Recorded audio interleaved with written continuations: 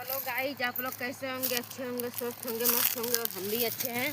और देख लीजिए हमारे मायके में चुकंदर है।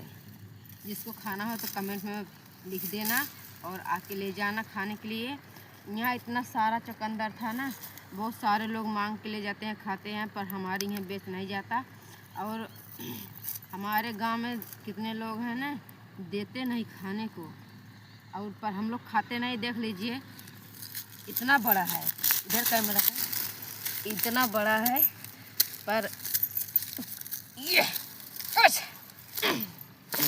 देख लीजिए इतना बड़ा है, पर हम लोग खाते नहीं, ऐसे पड़ा रहता है। बस वो देते हैं, गांव पंच खा लेता है, हम लोग का आशीर्वाद मिल जाता है, वही बहुत है। ठीक है, तो आप लोग। और एक दीदी कमेंट करे रहें कि आप कहें कि दीदी सूट सलवार पहनत हिन, तो हम बताई हम मायके माँ है। ठीक बा, हम अपने ससुरे रहते तब साड़ी पहनत रहे, ये मायके माँ है।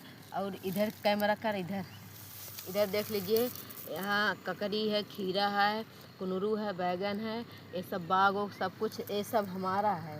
पूरा प्लाट जितना है सब कुछ हमारा है।